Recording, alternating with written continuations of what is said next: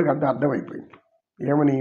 పరమాత్ముడు మాటకి ఎలా కట్టుబడి ఉంటాడు, ఆయనకి మనం గోరంత ప్రేమను చూపిస్తే కొండంత సహాయం చేస్తాడు అని చెప్పడానికి ఈ కుబ్జ యొక్క ఈ భాగవతంలో ఈ కథ చాలా ఉన్నతం కలిపేటటువంటి భక్తి.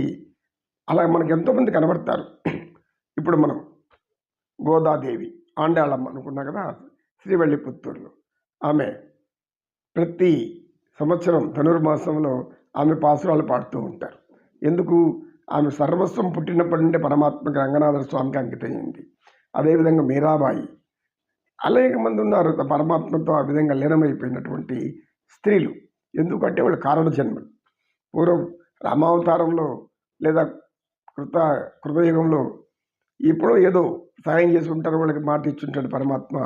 ఆ మాట నిలబెట్టుకోవడానికి ఇప్పుడు ఆయన ఖచ్చితంగా మాటను ఇచ్చిన మాట కట్టుబడి ఉంటాడు. పరమాత్ముడే కట్టుబడి ఉన్నప్పుడు మనం ఎంత? కనుక మనం ఇచ్చిన మాటలను గాల్లో తొక్కేసేసి ఏ తొంగలో తొక్కి నేను ఇక్కడ మాట్లాడను, అదని లేదు ఇది లేదు అంటాం. మనం ఎందుకు? మానవులం కదా. మానవత్వం అనేది తక్కువ ఉంటుంది కొంతమందిలో ఎక్కువ ఉంటుంది. వారి మానవత్వం తేజోప్రకాశవంతంగా ఉంటుంది. ఎప్పుడు కూడా వాళ్ళు చిరునవ్వుతో ఆనందంగా కనబడుతూ ఉంటారు. ఎందుకు? మానవత్వం ఉండే మనుషులు ఎవరిని చూసినా చిరునవ్వే ఉంటుంది వాళ్ళ ముఖాన. వాళ్ళ చూపులు కూడా చల్లని చూపులు ఉంటుంది. ఎవరికి మోసం చేయరు. వాళ్ళు చెప్పే మాటలన్నీ మంచి మాటలే ఉంటాయి. అంటే ఒక సమాజాన్ని సంస్కరించేదిగానో, ఒక వ్యవస్థను ఉద్ధరించేదిగానో, ఒక వ్యవస్థను చెడిపోయిన వ్యవస్థను బాగుపరిచేదిగానో సంస్కరించబడుతుంది. దాని సంస్కారం అంటాం. అంటే ఎప్పుడైతే సంస్కారం ఉందో వాళ్ళలో మానవత్వం ఉంటుంది. సంస్కారం లేదో వాళ్ళలో మానవత్వం ఉండదు. సంస్కారం లేనివాడు కుసంస్కారుడు అనబడతారు. వాడు చేసిన మేలు మర్చిపోయి ఇష్టానుసారం ప్రవర్తిస్తుంటాడు. ఆయన పరమాత్ముడు అలాంటి వాడు కాదు కదా. ఆయన మంచం మీద కూర్చున్నాడు, ఆ పాన్పు మీద కూర్చున్నాడు. దివ్య పరిమళాలు ఎక్కడ చూడు మత్తును గలుపుతుంది, మైమరిపించేస్తుంది. ఎక్కడ చూడు దివ్యమైన అలంకరణలు, తోరణాలు ఎలాడుతున్నాయి.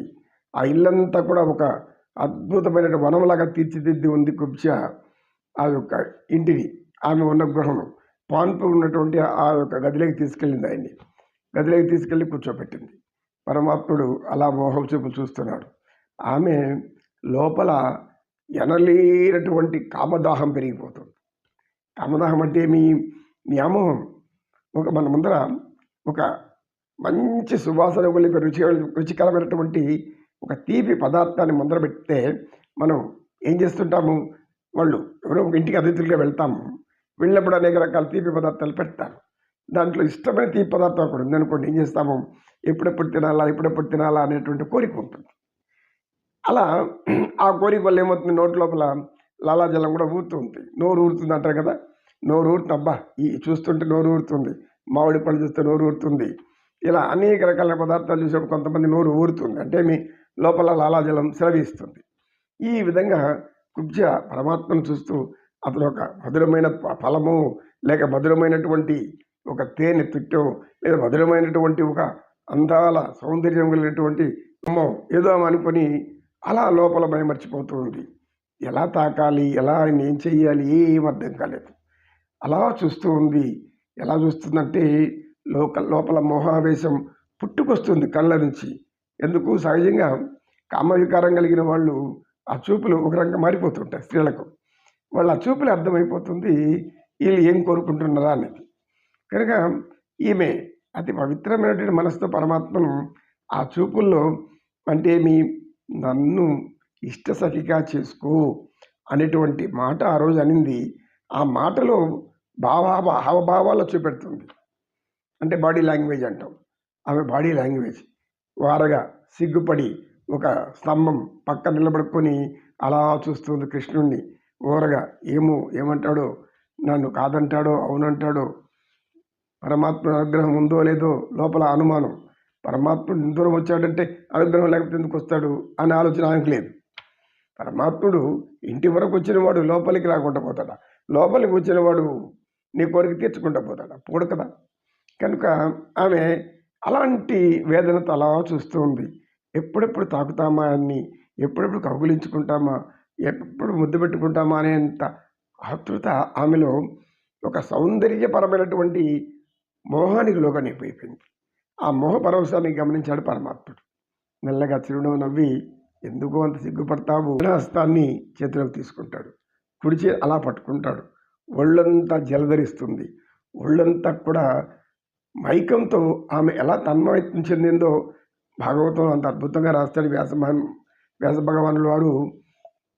ఆ యొక్క రస ఆనందాన్ని, ఆ యొక్క శృంగార కేళి విలాసాన్ని ఏ విధంగా పరమాత్మ తనను అనుభవించబోతున్నాడు, తన శరీరాన్ని ఆయనలో కలుపుకుంటాడు అనేటువంటి ఆ ప్రేమ మైకం ఆమెని ఎలా ఊగిచ్చి వేస్తుంది, కంపించి వేస్తుంది. కంపనమైన శరీరం అంటే మీ భార్యాభర్తలు కొత్తగా పెళ్ళైన తరపుడు మొదటి రోజు మొదటి రోజు ఏం చేస్తారో అందరికీ తెలుసు. సిగ్గు, బిడియము, భయము ఉంటుంది స్త్రీలకు ముఖ్యంగా సహజంగా. అది ఎవరు తీర్చాలి? ముందు పురుషుడే తర్వాత తీర్చుకోవాలి. కనుక అలా ఉన్నప్పుడు ఆ యొక్క రసానుభూతి వేరు, ఆ అనుభూతి. ఇప్పుడు అదే స్థితిలో ఉంది కుబ్జ. ఎప్పుడైతే పరమాత్మ ఆయన చేతిని తన చేతిలోకి తీసుకున్నాడో అప్పుడు ధైర్యం వచ్చింది దానికి. మెల్లగా అడుగు వేసుకుంటూ చూపులో చూపు కలుపుకుంటూ దగ్గరికి అట్లా వచ్చింది. మెల్లిగా ఆయన, ఎందుకు భయము, ఎందుకు సిగ్గు, నువ్వు కోరుకుని నేను ఇస్తానని చెప్పాను కదా అని చెప్పి పక్కన కూర్చోపెట్టుకొని ఆమెను మెల్లగా భుజం చేయి వేస్తాడు. వెంటనే ఇక తట్టుకోలేకపోతుంది కుబ్జ. 2 చేతులతో శరీరాన్ని లోపల అలా కౌగులించుకొని అతుక్కునేస్తుంది. భగవంతుణ్ణి బాగా గట్టిగా అతుక్కుంటుంది. ఏ విధంగా చిన్న ఇస్కాంత ముక్క పెద్ద ఇస్కాంతాన్ని అతుక్కునిస్తుందో ఆ మాదిరిగా అతుక్కుని తన్మయత్వము, మైమరపు, మహానందము, పరవశము. ఎందుకు? అందరాని శరీరం, అందరికీ అందని శరీరం, దేవతలకు సైతం తాకని శరీరం, ముక్కోటి అనేక మంది పుణ్యపురుషులు తపస్వీకులు కూడా చేయలేనంత అందని శరీరం అని ఒక చిన్న అంత లేపనం ఇచ్చి ఆమెకు ఇచ్చిన దానికి ఆమెను సౌందర్యవతిని చేశాడు. సౌందర్యవతిని చేసి ఆమె వస్తానని చెప్పాడు. చెప్పిన విధంగా ఏ విధంగా మానసిక రోగులైనటువంటి కంసుడిని చంపేశాడు. వాడు ఇంకా వాడి తమ్ముళ్ళు అందరూ ఆ మానసిక రోగులందరినీ నదిలేశాడు. మానసిక రోగం కుదిర్చేశాడు అన్నమాట వచ్చింది. అది ఆమెకు అన్ని యోగాల్లో ఏమి ఉండేది? భక్తి మాత్రమే. గోవింద గోవింద. ఇలాంటి కోటి బ్రహ్మాండ నాయక పాహిమాం రక్షమాం రక్షమ. శరణు తండ్రి శరణు. ఏడుకొండలవాడ వెంకటరమణ. గోవింద గోవింద.